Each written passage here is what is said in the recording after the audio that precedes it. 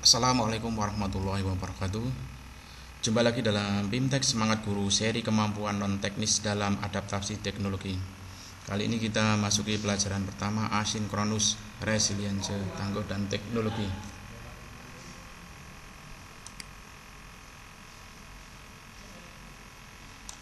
Apa itu resiliensi?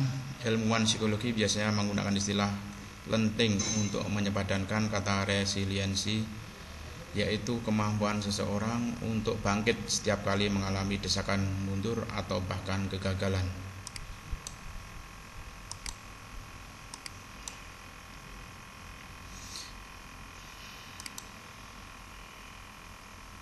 Sebagai konsultan teknologi, kami melihat jelas betapa melimpah ruahnya potensi teknologi dalam meningkatkan pembelajaran. Namun perjalanan menjadi pembelajar untuk mencapai tingkat-tingkat manfaat teknologi tersebut cukup panjang. Dalam maraton pembelajaran ini kadang kita akan unggul, kadang ketinggalan. Disinilah perlu menjadi resilient. Gunakan setiap momen keunggulan sebagai tenaga untuk semakin melaju dan menyadari bahwa setiap momen ketinggalan adalah wajar dan kita perlu mengatur tenaga untuk mengejar. Seperti dalam maraton, mengatur tenaga atau mengelola resiliensi semakin efektif jika kita tahu masih berapa jauh atau berapa dekat kita dengan garis finish. Dalam maraton menunjuk e-learning yang baik ini, peta kita adalah kerangka SAMR. Kerangka SAMR sebagai peta perjalanan menjadi matang dalam maraton menuju e-learning yang efektif. SAMR adalah suatu kerangka yang mengilustrasikan tingkat kematangan seseorang memanfaatkan teknologi dalam pembelajaran. Tingkat kematangan ini terdiri mulai dari tingkat pemula ke mahir, substitution, augmentation, modification, dan redefinition. Semakin matang kita dalam memanfaatkan teknologi dalam pembelajaran, semakin besar peningkatan proses dan hasil yang terjadi dalam pembelajaran. Apa kaitannya SAMR dan resiliensi dengan Bapak dan Ibu melajari teknologi? Pertanyaan paling menjebak dalam e-learning adalah aplikasi apa lagi yang harus pelajari untuk mengembangkan pembelajaran. Jika Anda terjebak di pertanyaan ini, maka Anda tersangkut terus-menerus di tingkat substitution. Pertanyaan yang tepat adalah bagaimana lagi cara saya menggunakan teknologi, hardware, dan aplikasi yang sudah saya pelajari ini untuk mengembangkan pembelajaran. Setiap tingkat lanjut augmentation, modification, dan redefinition menuntut kita untuk mengubah kegiatan dan atau tujuan pembelajaran. Mengetahui ini, kegiatan dan tujuan pembelajaran membantu Bapak dan Ibu bisa menakar dengan lebih akurat berapa besar resiliensi yang diharapkan dari Anda untuk menerobos masing-masing tingkat tersebut. Penilaian tengah. Kerjakan kuis ini. Untuk kali ini usahakan Anda dapat menjawab dengan benar. Jika Anda jawabannya masih salah, silakan simak kembali ke sesi webinar.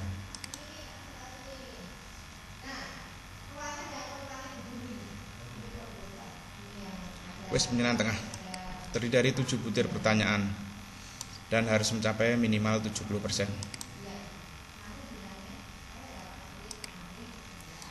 Apakah itu resiliensi?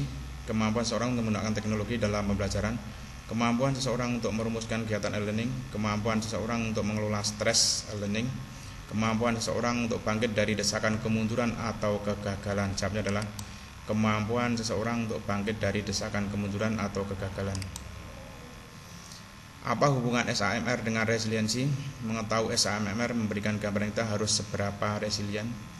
Resiliensi adalah tingkat kematangan adopsi teknologi. Resiliensi adalah R pada akronim SAMR. SAMR adalah ukuran tingkat resiliensi. Jawabnya adalah mengetahui SAMR memberikan gambaran kita harus seberapa resilient. Apakah itu SAMR? Risiko-risiko akses teknologi oleh murid, langkah-langkah penggunaan teknologi dalam pembelajaran, tingkat kematangan seorang guru memanfaatkan teknologi untuk pembelajaran, jenis-jenis aplikasi untuk digunakan dalam pembelajaran. Jawabnya adalah tingkat kematangan seorang guru memanfaatkan teknologi untuk pembelajaran. Lanjut. SAMR adalah singkatan dari substitution, anticipation, modification, redefinition. Substitution, augmentation, modification, redefinition. Substitution, automation, modification, redefinition. Substitution, access, modification, redefinition. Jawabnya adalah substitution, augmentation, modification, redefinition. Pernyataan yang benar tentang adopsi teknologi adalah saya harus menguasai banyak aplikasi, saya harus menguasai semua aplikasi baru, saya harus mengkomunikasikan beberapa aplikasi, saya harus fokus pada tingkat berpikir dalam pembelajaran murid. Jawabnya adalah saya harus fokus pada tingkat berpikir dalam pembelajaran murid. Dengan cara apa saya dapat menjadi resilient dalam mengembangkan kompetensi learning saya? Berikan waktu untuk belajar, tidak perlu terburu-buru. Usahakan bisa belajar bersama orang lain untuk saling bertukar keterampilan dan dukungan semangat. Buat kelompok kecil, bergabung dengan komunitas, dan lain-lain. Tidak perlu tergoda dengan kecemasan bahwa harus sering belajar aplikasi baru. Semua jawaban benar. Jawabnya adalah semua jawaban benar. Apa karakteristik penggunaan teknologi dalam belajar dianggap tingkat substitution? Kegiatan pembelajaran setelah adopsi teknologi masih sama dengan ada peningkatan sedikit karena memanfaatkan fitur atau kemampuan teknologi yang baru diadopsi. Kegiatan pembelajaran sama antara sebelum dan sesudah adopsi teknologi baru. Setelah adopsi teknologi baru, kegiatan belajar sangat berbeda dan tidak bisa diselenggarakan tanpa teknologi yang baru diadopsi. Ada banyak kegiatan pembelajaran yang berubah setelah adopsi teknologi baru. Jawabnya adalah kegiatan pembelajaran sama antara sebelum dan sesudah adopsi teknologi baru. Mari kita lihat nilainya. Betul semua, nilai 100.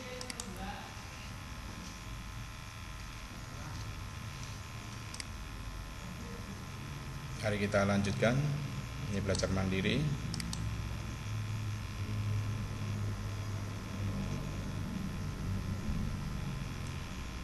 Latihan mandiri.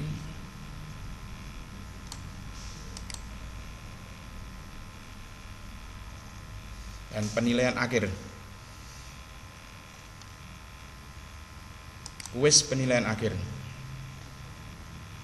Kuis ini terdiri dari 7 butir pertanyaan dan harus mencapai minimal 70%. Betul. Apa karakteristik penggunaan teknologi dalam belajar dianggap tingkat redefinition? Kegiatan pembelajaran setelah adopsi teknologi baru masih sama dengan ada peningkatan sedikit karena memanfaatkan fitur atau kemampuan teknologi yang baru diadopsi. Setelah adopsi teknologi baru, kegiatan belajar sangat berbeda dan tidak bisa diselenggarakan tanpa teknologi yang baru diadopsi. Kegiatan pembelajaran sama antara sebelum dan sudah adopsi teknologi baru. Ada banyak kegiatan pembelajaran yang berubah setelah adopsi teknologi baru. Jawabnya adalah setelah adopsi teknologi baru, kegiatan belajar sangat berbeda dan tidak bisa diselenggarakan tanpa teknologi yang baru diadopsi.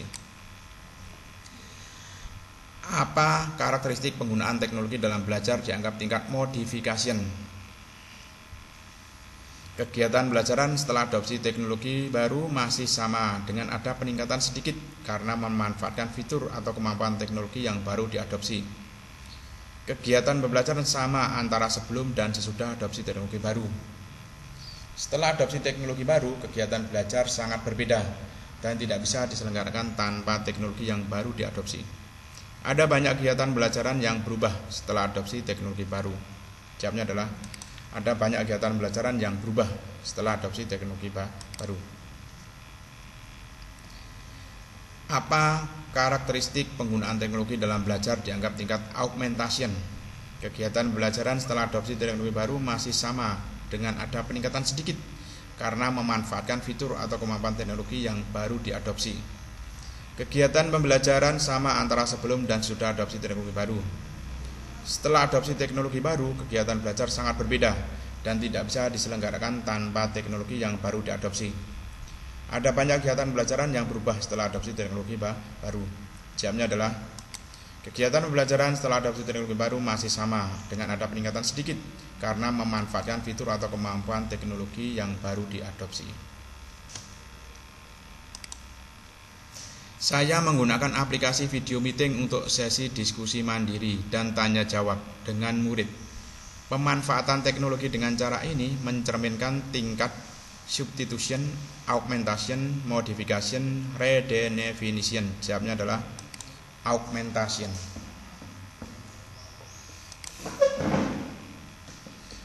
Saya menggunakan aplikasi video meeting untuk metode ceramah.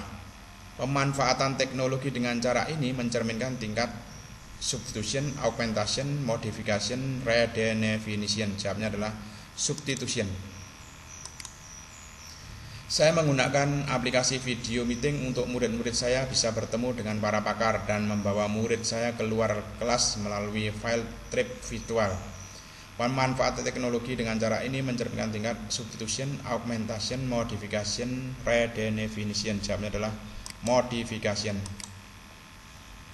Saya menggunakan aplikasi video meeting untuk murid-murid saya mengadakan festival, webinar, project, pameran, dan atau pentas virtual. Pemanfaatan teknologi dengan cara ini mencerminkan tingkat substitution, augmentation, modification, redefinition. Jawabnya adalah redefinition. Finish, guys. Mari kita lihat hasilnya. Betul semua, nilai 100. Demikian tadi kuis untuk pembelajaran pertama asinkronus, resiliensi, tangguh, dan teknologi. Sekian, assalamualaikum warahmatullahi wabarakatuh.